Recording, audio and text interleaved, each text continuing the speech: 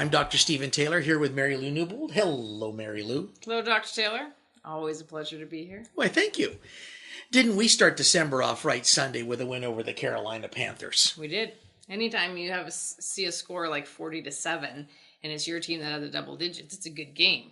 Came with a cost, though, as we lost Earl Thomas for the season to a leg fracture. I'm afraid so. That's right. He collided with teammate Cam Chancellor, and as Coach Carroll said, Cam's made a steal, so the end result was not good for Earl. No, it wasn't. And one of the things that I noticed at the evening game was that Tama, the mascot hawk, refused to fly. You and I discussed that on our Facebook post live, and I was wondering if it was because of the difference in daylight and that time of day. Usually he flies at 1 o'clock in the afternoon. We did chat about that a bit, and I promised to elaborate a bit more in the podcast. Now, I'm no expert on hawks, but we definitely have vision changes when the light changes. That's right. I think we all have a friend or two that complains about their eyesight under dim lights. And didn't you tell us in a previous podcast that there are typically more traffic accidents when the seasons change and we have time change? Well, you're right. Actually, I did talk about that once. Do you want me to touch base on that this week again? In fact, I think that would be a great idea. Carry on. Okay, then. The Reader's Digest version. We've all been told that there are more accidents at dawn and dusk, and that's true. The vision cells at the back of the eye are called rods and cones. Cones work better for the daytime and rods work better at night.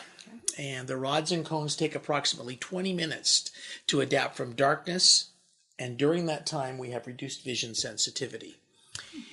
Because of that, we have to be more careful. And it's easier to miss things. That's why there are more accidents at that time of day. All right. So very interesting. Mm-hmm. So tell me, do those tinted night driving glasses work? The ones that are as seen on TV, so they must work? I'm sure. Right. Actually, though, sometimes those glasses make things worse. You should ask your optometrist to see if they're right for you. Okay. Well, again, I learned something, and I suspect others will find this helpful information too. Thanks, Dr. Taylor. You're welcome. Can we finally get back to the game again? We can. And as agreed upon, our mutual play of the game was actually player of the game, Thomas Rawls. Correct. Mm-hmm. He's been had a bit of a slow start this year, but the last few games he's been making his way back to top performance. Yes. This game he was unstoppable. Carolina 8. Rolls. Lots of space and room. Touchdown, Seattle. Watch the quickness of this cut over here is exactly what I was talking about with Thomas Rawls. Just electric, and no way that Shaq Thompson could catch him from there. There's Rawls again to the outside. Rawls inside the 30. Inside the 10. Touchdown, Seattle. Man. He is fast. Yes, he is. Yeah. And he had motivation. As his mentor, Marshawn Lynch, was at the game. Lynch, yes. Your number. And he was down on the sidelines chatting with the players and the staff. Yeah, he was. And you even got a great picture of him. Didn't he walk right by you before we entered the stadium? He did.